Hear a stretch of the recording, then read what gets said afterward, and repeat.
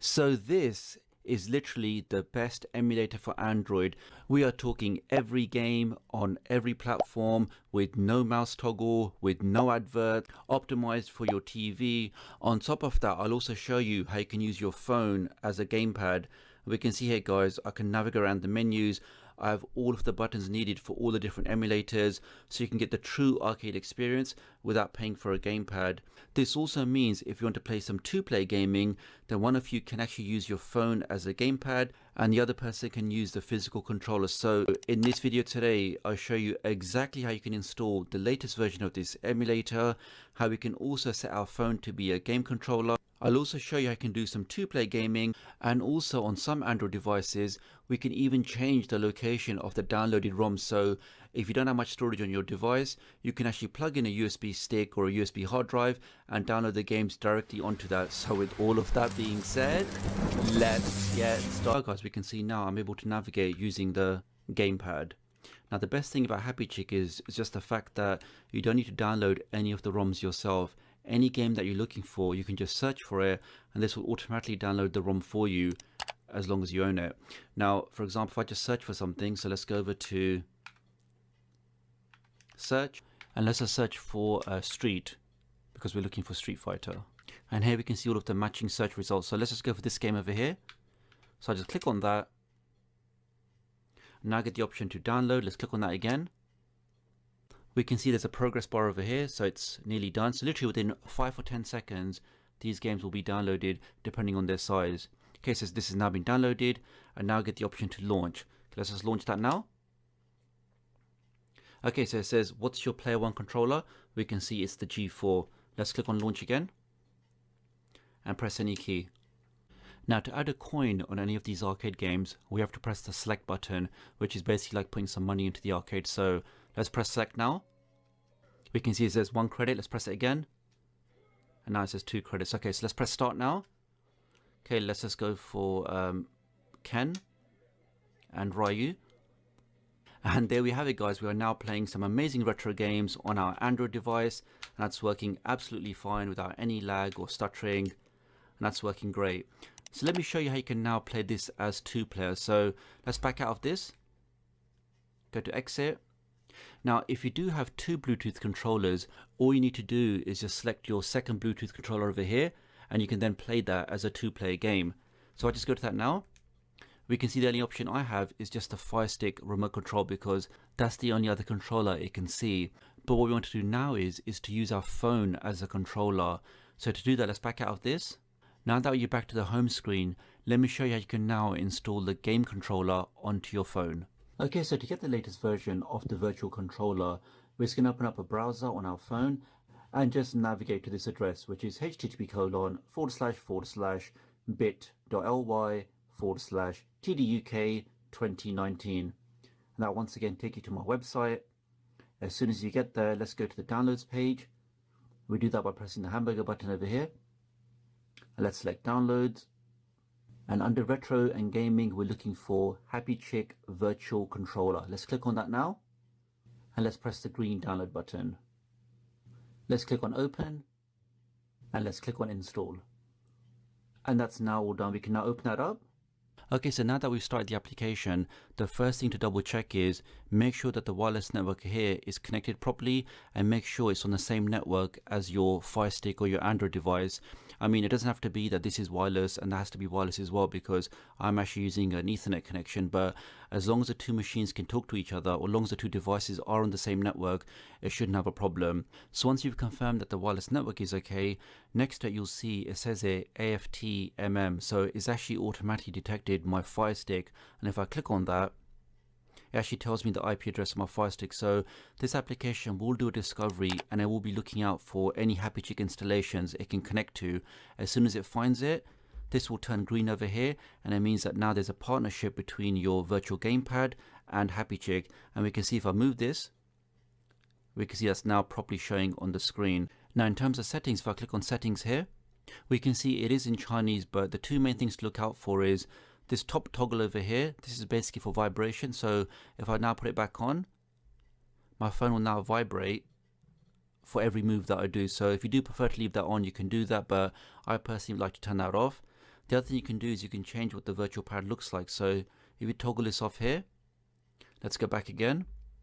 And we can see it now looks more like a console gamepad. So depending on how you prefer it, you can play with those options.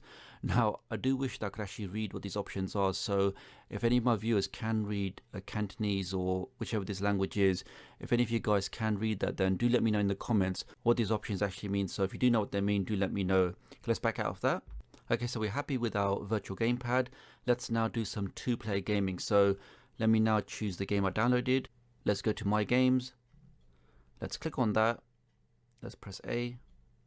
Okay, so now we can see player 1 is the G4, which is this thing over here. Now for player 2, I'm going to go down to phone controller, click on that, and select my phone there. Let's click on that again. So basically we're saying for player 1, we're using the G4, the player 2, we're using the phone controller. Let's now launch this game.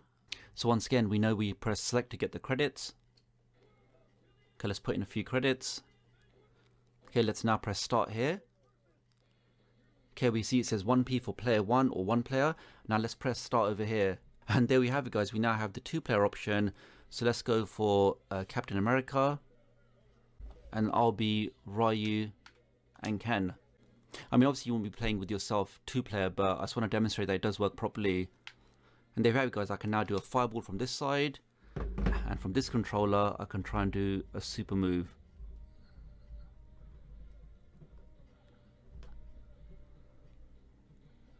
And there we have it, guys. We are now doing 2-player gaming, 2-player retro gaming, using a phone as a controller and also a physical gamepad.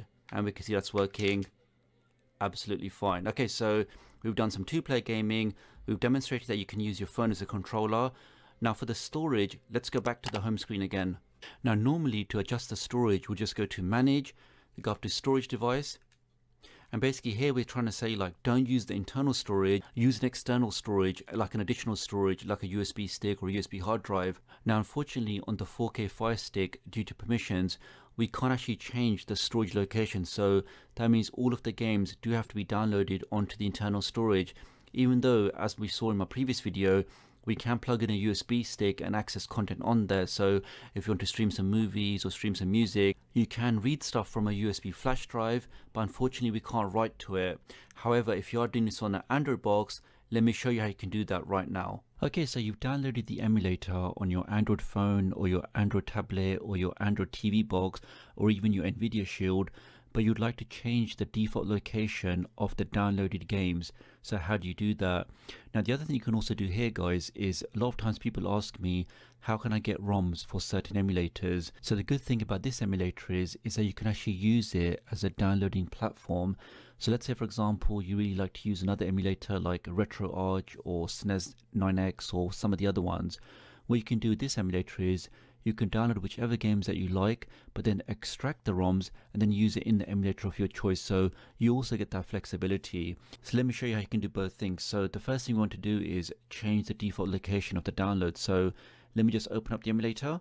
And what I've done is I've plugged in a USB flash drive into my Android box. So similarly, you could do the same thing, or you could plug in a larger hard drive, whichever USB device you want, you can plug that into your box and we can then change the default location to that device. So what you want to do is go over to manage, and we can just see on the top right, at the moment it's telling us that there's 20 gigs of storage left, and that's the default internal storage, but we're going to change that. So the way you change it is, if you go to storage device, now this will basically do a scan of your system and tell you if there's any other devices plugged in. And here we can see my USB stick. I mean, it's actually a really small USB stick, which is why we can only see there's 7 gigs of space left, but normally or typically you'd put in a much larger disk, then you can download all of your games onto that. So I'm just going to select the first one, and we can see now it says settings saved. So in theory now, if I try and download a game, let's just do a small one for a test. Let's just go for the first one in the list. So we can see this game should be 8.6 meg in size. Let's click on that, and let's now click on download. So just to confirm, because we made that change, and we can see the prompt that just came up, this should be saving it directly to my USB stick. So let's give that a second to finish, and we can see that the game is 8.6 meg in size, and it says that's now finished. So if I now actually browse my USB stick, so I just exit the emulator, let's open up a file manager. Okay, if I just press left, and let me now select my USB stick. Now the way this emulator creates the directory structure for your games is, if you scroll down, we should see this folder called Xiaoji. I'm probably pronouncing that wrong, but let's just go into that now. Then go into ROMs. And because our game was N64, let's go into that folder there. And there we have it, guys. We can see we have one folder, which is that one game that we just downloaded. Let's click on that. And we can see there is a zip file for the game, and we can just confirm on the right, it does say it's 8.6 meg in size. So this is also an easy way if you do want to download ROMs but use them in a completely separate emulator. So I can now, for example, just copy this and use it somewhere else. So that's basically how you change the default storage location for this emulator. Well, that's all for this video, guys. Many thanks for watching, and many thanks for staying till the end. If you did find this video useful, then do give it a thumbs up. If you want to see more stuff like this, then do subscribe and hit the notification bell. As always, I do appreciate your likes, your shares, and your comments, so do leave me a comment below, and I'll hopefully catch up with you guys real soon. Thanks.